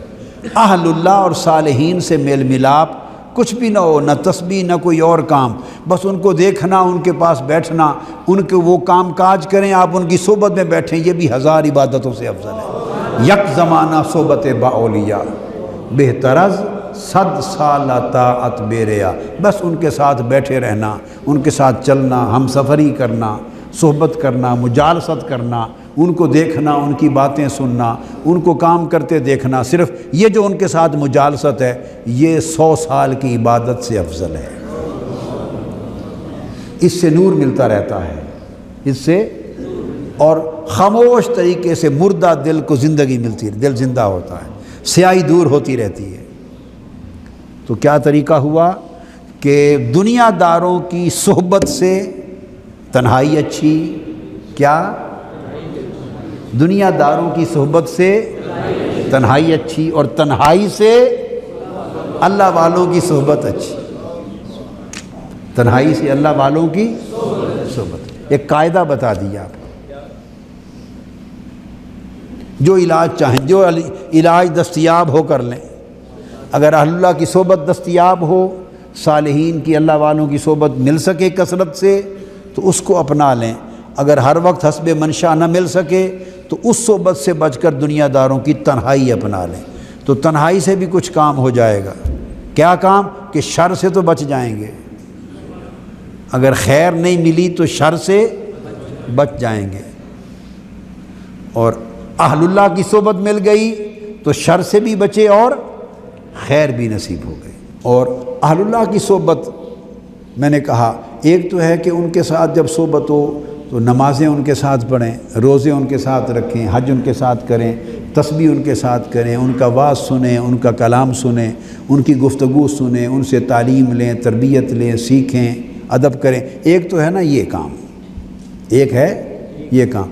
اور میں نے عرض کیا کہ اگر ان میں سے بھی کسی شے کا موقع نہ ہو، بس ان کی صحبت و مجلس اور ان کی قربت ہی نصیب ہو، بس خاموشی سے، تو وہ بھی محرومی نہیں ہوتی۔ اب کتا کون سی عبادت کرتا تھا اصحاب کہف کے ساتھ؟ اصحاب کہف کے کتے نے کوئی تسبیحات پڑھی تھی، کوئی روزے رکھے، کوئی نمازیں پڑھی؟ معاذ اللہ، وہ تو کتا تھا، اس نے کون سی عبادتیں کرنی تھی اور کون سی پیروی کرنی تھی؟ تو کتا صرف ان کے دروازے پر صحبت میں، مجلس میں، قربت میں بیٹھا ہی رہا نا، تو اس کے بیٹھنے کا اثر یہ ہوا کہ اللہ نے اسے بھی جنتی بنا دیا، اور قرآن میں اس کا ذکر کر دیا، قرآن میں اس کا اتنا خوش نصیب ہو گیا کہ اس کا ذکر کر دیا۔ مطلب ہے کتا بھی اگر اللہ والوں کی مجلس میں رہے تو اسے بھی کتا ہو کر بھی کچھ نہ کچھ مل جاتا ہے۔ حدیث پاک ہے، آقا علیہ السلام نے فرمایا، مسلم شریف میں حدیث ہے، سیاستہ میں، بخاری شریف میں بھی اس کا ذکر ہے، مسلم اپنی اپنی روایات ہیں، الفاظ ہیں، صحیح مسلم میں، سیاستہ میں آقا علیہ السلام نے فرمایا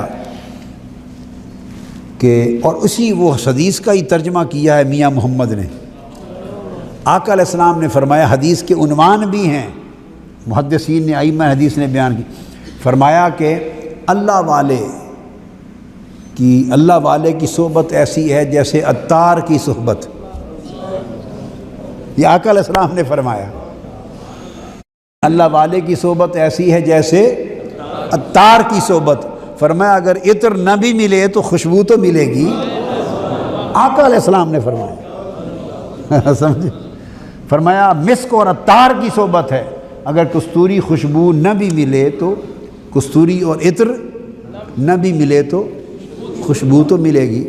تو فرمایا اللہ والے کی صحبت عطار کی صحبت، اور برے کی صحبت لوہار کی صحبت۔ وہ جو بٹی چلاتا ہے آگ کی، فرمایا اگر تمہارے کپڑے نہ بھی جلیں تو اس کی چنگاریاں تو پڑیں گی، کوئی خاک تو پڑے گی، کم سے کم اڑ کر منہ پر پڑ جائے گی، چنگاریاں پڑیں گی، خاک پڑے گی، راکھ پڑے گی۔ کپڑے نہ بھی جلیں تو راکھ تو پڑ جائے، میلے تو ہو جائیں گے۔ اور اگر اللہ والے سے عطر نہ بھی ملے تو خوشبو تو کبھی نہیں گئی۔ آپ ایک کمرے میں خوشبو دھونی دیں، خوشبو، ہم بخور جلاتے ہیں، میں بخور جلاتا ہوں، آقا کی سنت ہے، تو بخور تو دھواں ہوتا ہے، چلتا رہتا ہے، اور پھر اس کے بعد اگر کوئی کپڑے بھی اگر باہر پڑے ہوں تو کپڑوں میں بھی بخور کی خوشبو آ جاتی ہے۔ تو جب خوشبو ہوگی تو پھر وہ کپڑے بھی اس میں سے لیتے ہیں، پھول بھی پڑے رہیں کپڑوں پر، خاک میں، تو ان میں بھی کچھ خوشبو، کوئی مہک آ جاتی ہے۔ تو عبادت کر لے، کوئی عمل کر لے تو سونے پہ سہاگا ہو گیا، اور اگر کوئی کچھ بھی نہ کر سکا اس لمحے تو صرف مجلس میں قربت میں ہی بیٹھا رہا، یہ بھی حج ہے۔ تو میں نے آپ کو بتایا، سبق سکھایا کہ دنیا داروں کی صحبت سے تنہائی اچھی، اور تنہائی سے اللہ والوں کی صحبت ہے۔ تو زندگی میں ہمارا المیہ یہ ہے کہ ہم جب مجلس میں آتے ہیں، سنتے ہیں تو واہ واہ کر کے چلے جاتے ہیں، اس سبق کو زندگی میں نافذ نہیں کرتے۔ اگر زندگی میں نفاذ ہو جائے تو ساری کایا پلٹ جائے، زندگی وہیں کی وہیں کھڑی رہتی ہے، عادات وہیں کھڑی رہتی ہے، زندگی کے حالات وہیں کے وہیں کھڑے، وہ ٹس سے مس نہیں ہوتے۔ اور باقی یہ نصیحت صرف اس لمحے رونے دھونے واہ واہ کرنے اور خوش ہونے کے لیے ہوتی ہے، بجا کے پھر چھوڑ جاتے نہیں۔ زندگی میں اس کی عملی ابتدا ہونی چاہیے۔ تو میں عرض یہ کر رہا تھا کہ انہوں نے فرمایا کہ 4 چیزیں ایسی ہیں جو دلوں کو سخت اور سیاہ کر دیتی ہیں۔ اگر کھانا حاجت سے زیادہ کھائیں، نیند ضرورت سے زیادہ کریں، کلام ضرورت سے زائد کریں یا لغو اور بے فائدہ کلام ہو، اور میل ملاپ لوگوں سے زیادہ رکھیں، دین کے لیے ہو، روحانیت کے لیے ہو، خیر کے لیے ہو تو نور ہے، دوسرا میل ملاپ سیاہی پیدا کرتا ہے۔ اور اس کے برعکس اور اس کے ساتھ پھر اس کا نتیجہ یہ ہوتا ہے کہ جب انسان ترک ذنوب کرتا ہے، ترک گناہ کرتا ہے، توبہ کرتا ہے، تو جہاں وہ چیزیں بیان کی اس کے ساتھ پھر آگے انشراح صدر نصیب ہوتا ہے، سینے کی گھٹن دور ہو جاتی ہے۔ آپ یہ بھی کبھی شکایت سنتے ہیں نا کہ اندر طبیعت میں گھٹن رہتی ہے، جی وہ گھٹن بھی گناہ سے ہے۔ جیسے بتایا نا کہ نسیان اور حافظہ کی کمزوری گناہ سے ہے، اور ترک گناہ سے حافظے میں برکت اور نور آتا ہے۔ اس طرح جو اندر کی گھٹن ہے، یہ ایک اہل اللہ کے ہاں ایک انفتاح اور انقباض کی ایک کیفیت ہوتی ہے، قبض اور بسط کی، انقباض اور انبساط، قبض اور بسط کی وہ بات نہیں ہے، وہ ایک الگ چیز ہے۔ وہ ترقی کے مراحل میں ایک منزلیں آتی ہیں، وہ چیز نہیں۔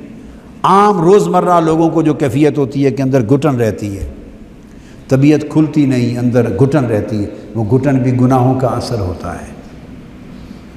اور اگر ترک گناہ ہو تو انشراح صدر نصیب ہو جاتا ہے، طبیعت کھل جاتی ہے اور کھل جاتی ہے، سینہ اور دل ہلکا ہو جاتا ہے، طبیعت کا بوجھل پن ختم ہو جاتا ہے۔ اللہ پاک نے فرمایا افمن شرح اللہ صدرہ للاسلام، فَهُوَ عَلَى نُورٍ مِّن رَبِّهِ، اللہ پاک اس کا سینہ کھول دیتا ہے جس کو نور عطا کر دے۔ تو انشراح صدر سے نور ملتا ہے، اور اگر قلب میں عبادت کا نور آ جائے تو اس سے انشراح صدر ہو جاتا ہے۔ آپ میری بات کو سمجھے نا، یہ دونوں سائیڈوں سے ہے۔ عبادت کریں، تقوی اختیار کریں، ترک ذنوب، ترک معاصی ہو، گناہ ترک کر دیں، اس سے جو نور نصیب ہوگا وہ نور گھٹن کو دور کر دیتا ہے اور سینے کو اندر طبیعت کو کھول دیتا ہے، ہلکا پن آ جاتا ہے۔ یہ جو ہلکا پن ہے طبیعت کا، اس کو انفتاح کہتے ہیں، اور بھاری پن طبیعت کا اس کو انقباض کہتے ہیں۔ وہ گناہ سے ہوتا ہے۔ اور پھر اس کے بعد اگلا ترک ذنوب اور ترک معاصی، گناہ چھوڑ دینے کی اگلی برکت یہ کہ انسان کو امن محسوس ہوتا ہے اپنے اندر۔ واہ واہ واہ، فرسٹریشن ختم ہو جاتی ہے۔ یہ جو انسان سے آپ یہ بھی سنتے ہیں نا جی ہر وقت بے چین رہتا ہوں، ہر وقت پریشانی رہتی ہے، سکون نہیں ہے، غم لگا رہتا ہے، فرسٹریشن ہوتی ہے، انتشار فکری رہتی ہے، سنتے ہیں نا، یہ بھی گناہوں سے ہے، یہ بھی۔ اور اگر ترک گناہ ہو جائیں، توبہ ہو، ترک گناہ ہو، ترک معاصی ہو، اور اس کی طرف آدمی عبادت کی طرف چل پڑے۔ ایک ہے عبادت کرنا، یہ اضافی قدم ہے، میں بات کر رہا ہوں کہ عبادت سے بڑا قدم ہے ترک گناہ۔ عبادت کرنا آسان ہے، عبادت تو سارا دن بہت سے لوگ کرتے ہیں۔ میں نے ایسے لوگ دیکھے ہیں، ایسی عورتیں دیکھی ہیں، ایسی عورتیں بھی دیکھی ہیں کہ عبادت میں بہت کم لوگ ان کا مقابلہ کرنے والے ہوں گے، عبادت میں بہت کم لوگ ان کا مقابلہ کرنے والے ہوں گے، مگر بدقسمتی جب عبادت سے فارغ ہوئی، مل بیٹھی تو کسی نہ کسی کی غیبت شروع کر دی، اس پر گفتگو کر، اس کی غیبت کر، اس کی کمزوری بیان کر، اس کا نقص کر، اس کے خلاف چغلی کر، وہ ساری عبادت آگ میں گئی، برباد ہو جاتی۔ اب بات کو سمجھ گیا نا؟ عبادت کرنا آسان ہے، ترک گناہ چھوڑنا مشکل ہے۔ اس بات کو، اس جملے کو بھی پلے باندھ لیں، گھر میں جا کے لکھ لیں چند جملے جو بتائے ہیں میں نے۔ عبادت کرنا آسان ہے، زندگی میں گناہ ترک کر دینا مشکل ہے، یہ بڑی عبادت ہے۔ گناہ کا ترک کرنا یہ اللہ کی بڑی بندگی ہے۔ بندہ وہ ہے جو خدا کی نافرمانی چھوڑ دے، جو مالک کی نافرمانی چھوڑ دے، وہ بندہ ہے۔ یہ اصل قدم ہے۔ اس لیے آج کی رات سارا زور ترک ذنوب پہ دے، موضوع ہی میں نے ترک ذنوب چنا۔ تو میں نے آپ کو عرض کیا کہ جب آدمی گناہ ترک کر دیتا ہے تو اس کی اگلی برکت کیا ہے؟ اس کو اپنے من میں امن محسوس ہوتا ہے، اور جس کا من امن پا گیا اسے کوئی غم نہ رہا۔ یہ ہے الا ان اولیاء اللہ لا خوف علیہم ولا هم یحزنون، یہ پھر اولیاء اللہ کی علامت ہے۔ یہ گناہ ترک کر دینا کوئی چھوٹی سی بات نہیں ہے، یہ نہ سمجھے کہ بس یہ تو چھوٹی بات ہے تو پھر ولایت تو آگے کی بات۔ جس نے زندگی سے گناہ عصیاں ترک کر دیے وہ ولایت کی راہ پہ چڑھ گیا۔ عبادت اس کے نور کو بڑھاتی چلی جائے گی، اللہ کی قربت کو بڑھاتی چلی جائے گی، عبادت اس کے اجر کو بڑھاتی چلی جائے گی، اس کی منزلت کو، اس کے رتبوں کو بڑھاتی چلی جائے گی۔ ترک ذنوب پر جسے استقامت ہو گئی وہ اللہ کا ولی ہو گیا، اللہ کا دوست ہو گیا۔ جس نے زندگی سے اللہ کی نافرمانی نکال دی وہ اللہ کا دوست ہے، اسے اللہ کی محبت نصیب ہو گئی، اس کو اندر من میں امن مل جاتا ہے۔ کیا؟ اور جس کا من امن پا گیا اسے نہ کوئی خوف رہا نہ کوئی غم رہا۔ تو اس کو کہتے ہیں قلت الہم والغم والحزن لا خوف علیہم ولا هم یحزنون۔ اس کے خوف بھی چلے جاتے ہیں، اس کا غم بھی چلا جاتا ہے، وہ سکون کی وادی میں رہتا ہے اور امن کے سمندروں میں تیرتا ہے، امن کے سمندروں میں تیرتا ہے، سکون کی وادیوں میں سیر کرتا ہے۔ اور راحت کے باغوں سے پھل کھاتا ہے، راحت اور چین کے باغوں سے پھل کھاتا ہے، اور پھر اس کے بعد اس کی طبیعت کے اندر اللہ رب العزت اس کی عزت نفس دے دیتا ہے اس کو، یعنی وہ باغیرت ہو جاتا ہے، عزت نفس ہو جاتی ہے، وہ دنیا داروں لوگوں کے ہاتھوں سے بے عزت ہونے کا ڈر نہیں رہتا، یعنی وہ کسی بڑے سے ڈرتا نہیں، پھر وہ کسی سے ڈرتا نہیں، گھبراہٹ نہیں رہتی اس کو، اسے گھبراہٹ نہیں رہتی، پھر وہ کسی کے آگے جھکتا نہیں ہے، کسی کی خوشامد نہیں کرتا، کسی کے در پہ سوالی نہیں بنتا، اس کی اپنی موج اپنے مولا سے قائم ہو جاتی ہے، اس کی موج قائم ہو جاتی ہے مولا سے۔ پھر ترک ذنوب سے اگلی برکت جو نصیب ہوتی ہے وہ یہ کہ اللہ پاک اس کے لیے رزق آسان کرتا ہے۔ اگر وہ گناہ چھوڑ دے، ترک ذنوب، ترک عصیاں کر لے اور اللہ سے دوستی ہو جائے، اللہ اسے اپنا دوست بنا لے، تو اللہ اس کے لیے رزق آسان کر دیتا ہے کہ اللہ کو اس سے محبت ہو جاتی ہے نا پھر کیا۔ اور ایک نقطہ یاد رکھ لیں، جس سے محبت ہو جائے جی چاہتا ہے کہ وہ زیادہ آپ کے آس پاس ہی رہے۔ محبوب کے بارے میں کیا جی چاہتا ہے کہ زیادہ آپ کے آس پاس رہے، آپ سے بات چیت کرے، آپ کے سامنے رہے، زیادہ اوجھل نہ ہو۔ محبوب کی یہی پہچان ہے نا کہ جی چاہتا ہے آنکھوں سے اوجھل، ہائے ہائے، اللہ اس کا رزق آسان کر دیتا ہے۔ کیوں آسان کر دیتا ہے؟ وہ چاہتا ہے زیادہ میری طرف ہی رہے، ادھر رزق کمانے میں بہت زیادہ الجھا نہ رہے۔ ہائے، گورکھ دھندے میں الجھا، اگر سارا دن روز کمانے میں ہی الجھا رہا تو پھر مجھے یاد کم کرے گا، چونکہ اس کو محبت ہے، محبوب ہے، وہ چاہتا ہے مجھے یاد زیادہ کرے، میرے سامنے زیادہ رہے، مجھے پکارے، کہے اللہ، تو محبوب کے اللہ وہ کہے جی میرے پیارے بندے، وہ چاہتا ہے میرے ساتھ راز و نیاز کا وقت زیادہ ملے، پھر رزق آسان کر دیتا ہے کہ تھوڑی محنت سے رزق ملتا رہتا ہے، تھوڑی محنت سے رزق ملتا رہتا ہے۔ اور اگر رزق کم ملتا ہے، اگلی برکت یہ ہوتی ہے، رزق کم ملتا ہے تو ساتھ اس کی طبیعت میں قناعت کر دیتا ہے۔ کیا کر دیتا ہے؟ قناعت، وہ تھوڑے میں برکت ہو جاتی ہے، 24 گھنٹے رولا نہیں ڈالتا، 24 گھنٹے اس کا شکوہ نہیں رہتا۔ آقا علیہ الصلوۃ والسلام نے فرمایا کہ جس کا رزق کم ہو، بخاری شریف میں ہے، مسلم شریف میں بھی، جس کا رزق کم ہو، اگر مال اس کے وسائل کم ہوں تو دو راستے ہیں، یا اپنی رزق کی کمی اللہ سے تعلق کے ذریعے دور کرے یا لوگوں سے مانگ کر دور کرے۔ فرمایا اگر اللہ کے ذریعے دور کرے گا تو اللہ تنگ دستی کا دروازہ بند کر دے گا، اور اگر لوگوں سے سوال کر کے منگتا بن کے ہر وقت لوگوں کے پاس جا، لوگوں کے پاس جا، سوال کر، درخواستیں دے، اگر لوگوں کے ذریعے دور کرے گا، فرمایا ساری زندگی اللہ اسے کاروبار میں مصروف رکھے گا اور تنگ دستی کا دروازہ کھلا رکھے گا، اس کی تنگ دستی ختم نہیں ہوگی، بھوکا ہی رہے گا۔ کیا؟ بھوکا ہی رہے گا عمر پر، مانگتا رہے گا، بھوکا رہے گا، مانگتا رہے گا۔ تو یاد رکھ لیں، آپ زندگی میں ایک نصیحت ہے اور آپ مشاہدہ کرتے ہوں گے، جو مانگتا ہے وہ عمر بھر مانگتا ہی ہے، اس کا پیٹ نہیں بھرتا، اس کا چولہا نہیں جلتا، کیونکہ منگتا ہو گیا نا۔ آقا نے فرمایا تھا الید العلیٰ خیر من الید السفلی، اوپر کا ہاتھ نیچے والے ہاتھ سے اچھا ہوتا ہے۔ صحابہ کرام نے عرض کیا یا رسول اللہ، اوپر اور نیچے والا ہاتھ کون سے ہیں؟ فرمایا دینے والا ہاتھ اوپر والا ہاتھ ہے اور لینے والا ہاتھ نیچے کا ہاتھ ہے۔ فرمایا جو ہاتھ دیتا ہے وہی اچھا ہوتا ہے۔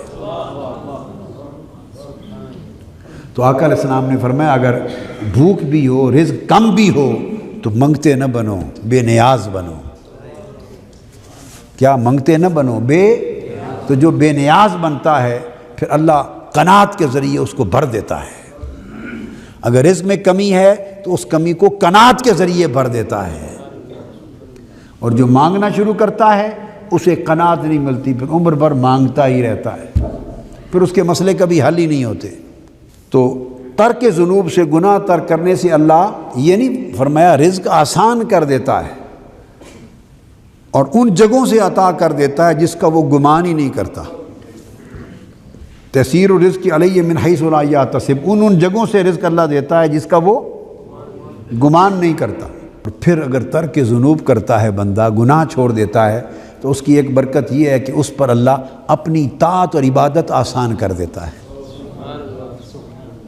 یہ بعض لوگ ہوتے ہیں نا، کہتے ہیں جی بس وہ عبادت کے لیے جی نہیں کرتا، طبیعت تھک جاتی ہے، مشکل ہوتا ہے، رغبت نہیں ہوتی، اور کوشش تو بڑی کرتے ہیں مگر وہ بس مشکل سے تھوڑی سی بھی عبادت نہیں ہو پاتی، دل نہیں لگتا۔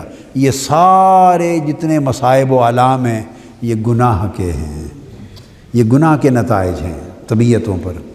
اور اگر کوئی آدمی گناہ چھوڑ دے تو فرمایا عبادت اور طاعت اللہ آسان کر دیتا ہے، آسانی سے وضو کرنے کو جی کرتا ہے، آسانی سے نماز پڑھنے کو جی کرتا ہے، رغبت پیدا ہوتی ہے، بلکہ جو مصلی نماز کی طرف آتا ہے تو دل لگ جاتا ہے، اس کو راحت ہوتی ہے، اسے سکون ہوتا ہے، اس کی طبیعت مچل جاتی ہے اس کی طرف، تو طبیعت میں ایک ذوق اور شوق پیدا ہوتا ہے اس طرح، اور طاعت آسان ہو جاتی ہے، عبادات اور طاعت ترک گناہ سے۔ اگلی بات، اب طلباء بیٹھے ہیں تو آپ سن لو، آقا اس میں اور برکتوں میں سے، اگر گناہ نگاہ کا، زبان کا، کان کا، ہاتھ کا، پیٹ کا، پاؤں کا، ظاہر کا، باطن کا، ہر گناہ اگر ترک کر دو تو فرمایا اس پر علم بھی آسان ہو جاتا ہے۔ تھوڑے مطالعے سے علم زیادہ آ جاتا ہے، تھوڑا پڑھتا ہے علم زیادہ آتا ہے، آپ سمجھیں۔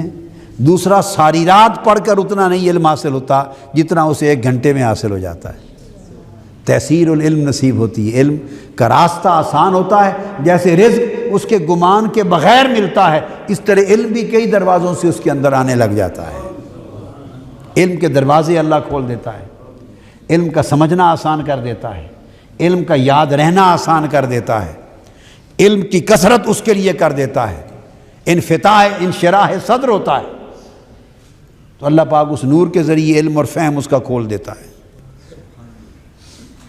اور رفتہ رفتہ رفتہ پھر علم اس کا معرفت میں بدلتا ہے، اس میں حکمت آ جاتی ہے۔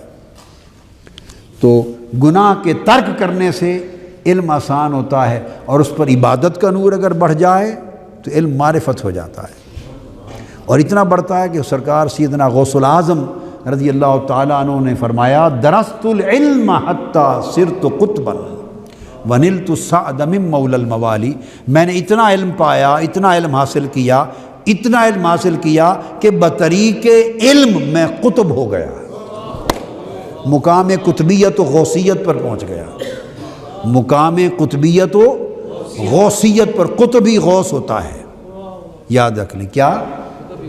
یہ بھی نقطہ سمجھیں، قطب اور غوث الگ نہیں ہوتے، قطب اور غوث پوری دنیا میں یا 3 قطب ہوتے ہیں یا 5 ہوتے ہیں یا کبھی 7 ہوتے ہیں، 3-5 قطب ہوتے ہیں ساری دنیا میں۔ ان 5 اقطاب میں سے یا 3 میں سے یا 5 میں سے یا 7 میں سے، تو ایوریج بتا دی نا، تو وہ جو 5 اقطاب عالم کے دنیا کے ہوتے ہیں، ان میں جو سینئر موسٹ ہوتا ہے، سب سے اعلیٰ درجے کا، اس کو غوث اپوائنٹ کر دیا جاتا ہے۔ تو غوث روحانی مرتبہ نہیں ہے، ایڈمنسٹریٹو پوسٹ ہے۔ غوث کیا ہے؟ انتظامی عہدہ ہے، انتظامی عہدہ ہے۔ جیسے یونیورسٹی کے جتنے پروفیسر ہوتے ہیں سارے، ان میں سے سینئر موسٹ کو وائس چانسلر لگا دیتے ہیں، سینئر موسٹ سیکریٹری جو ہوتا ہے اس کو چیف سیکریٹری لگا دیتے ہیں، آپ سمجھ گئے؟ تو چیف سیکریٹری، سیکریٹریز میں سے کوئی ایک سینئر موسٹ، اس کی ایڈمنسٹریٹو پوسٹ ان کے اوپر پوسٹنگ کر دی جاتی۔ تو غوث گویا کتبوں کا چیف سیکریٹری ہوتا ہے، غوث کتبوں کا وائس چانسلر ہوتا ہے، غوث کتبوں کا ڈائریکٹر جنرل ہوتا ہے، مطلب الگ منصب نہیں ہے، درجات میں سے نہیں ہے، آخری درجہ ولایت کا قطب ہے۔ پھر قطب 3 یا 5 یا 7 پوری دنیا کی تقسیم کے اعتبار سے اللہ پاک مقرر فرماتا ہے، ان میں سے جو سینئر موسٹ ہو، جو زیادہ اہل ہو، اس کو اس زمانے کے لیے غوث کی تقرری کر دی جاتی۔ غوث کوآرڈینیٹر ہوتا ہے پھر ساروں کا، ایڈمنسٹریٹو پوسٹ۔ اور اسی طرح پھر ارشاد فرمایا کہ لوگوں کی زبانوں پر اگر ترک گناہ ہو جائے تو اس کے اثرات اور برکات میں سے ہے کہ از خود لوگوں کی زبانوں پر اس کی تعریف آ جانے لگ جاتی، لوگ ادھر اس کی تعریف کرنے لگ جاتے ہیں۔ کیوں؟ ثم یودع لہ القبول فی الارض، چونکہ اللہ محبت کرنے لگ جاتا ہے اس سے، جبرائیل امین محبت کرنے لگ جاتے ہیں، اللہ انہیں بلا کے کہتا ہے بھئی میں نے محبت کر لی ہے فلاں بندے سے، تو بھی اس سے محبت کر، اور جا اہل آسمان میں بھی منادی کر دے کہ فلاں بندے سے اللہ کو محبت ہو گئی ہے، تم بھی محبت کرو، تو فرشتے بھی محبت کرنے لگ جاتے ہیں۔ ثم یودع لہ القبول فی الارض، پھر اس کی مقبولیت اور محبت زمین پہ اتار دی جاتی ہے، دلوں میں رکھ دی جاتی ہے۔ لا محالہ جب اس کی مقبولیت اور محبت دلوں میں اتار دی جائے گی تو لوگ پھر زبان سے اس کی تعریف کرنے لگ جائیں گے۔ اور یہ 100% نہیں ہوتا کبھی، 100% تو لوگ اللہ کی بھی تعریف نہیں کرتے،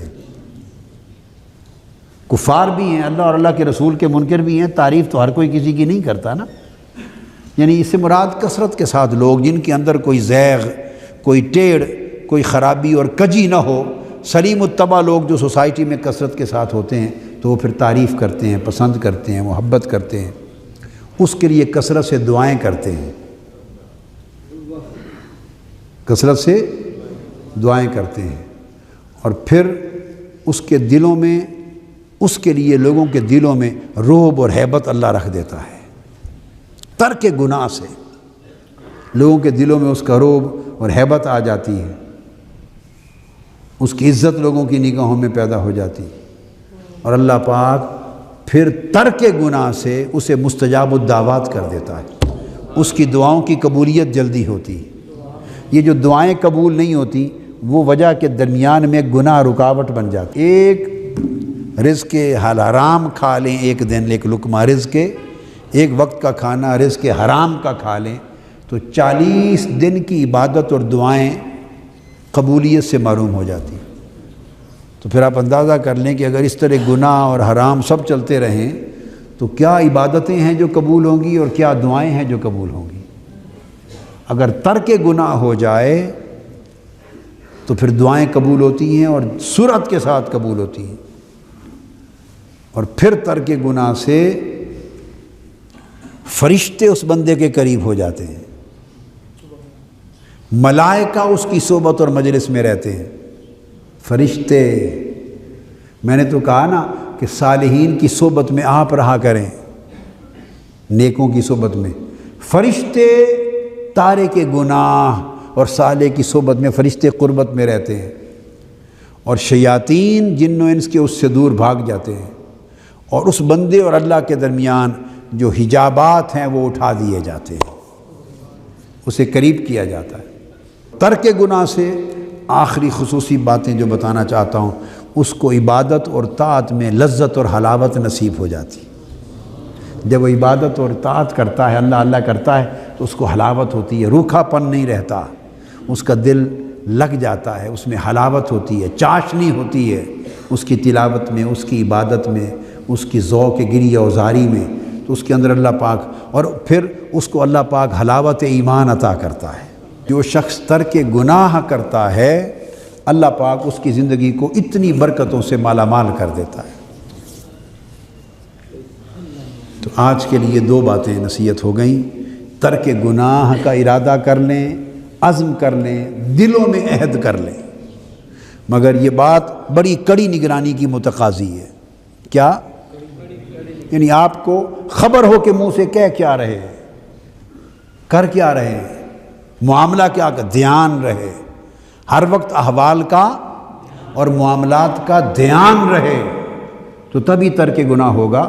اگر دھیان ہی نہیں ہے اپنے احوال پر، کڑی نگرانی نہیں ہے، تو اسے کیا خبر نیکی کر رہا ہوں یا گناہ کر رہا ہوں۔ دھیان رہے، زندگی میں بیداری رہے، ترک گناہ کریں اور زندگی کو راغب عبادت کریں۔ کتنی باتیں کہیں؟ بولیے کیا؟ ترک گناہ کریں اور زندگی میں راغب، زندگی کو راغب عبادت کریں، خود کو داخل عبادت کریں، اور عبادت کے لیے کہا پنجگانہ نماز کی پابندی سے داخل عبادت ہونے کے لیے رات کے اندھیرے میں مصلی سے تعلق جوڑیں۔ کیا؟ رات کے اندھیرے میں مصلے سے دوستی کریں. اب اس جملے کو دہرائیں ذرا ذوق کے ساتھ. رات کے اندھیرے میں بولیے مصلے سے دوستی کریں. میری بات سمجھ میں آئی ہے؟ مصلے سے دوستی کریں، گناہ سے نفرت کریں، مصلے سے دوستی کریں، اور کوشش کریں کہ اللہ پاک آپ کی پوری زندگی کو گناہ کی سیاہی سے پاک اور عبادت اور بندگی کے نور سے روشن فرما دیں. وما علینا الا اللہ اللہ اللہ اللہ اللہ اللہ اللہ اللہ اللہ الف اللہ چمبے دی بوٹی مرشد من وچ لائی واللہ نفی اسبات دا پانی ملیا ہر رگے ہر جائی واللہ اندر بوٹی مشک مچایا اندر بوٹی مشک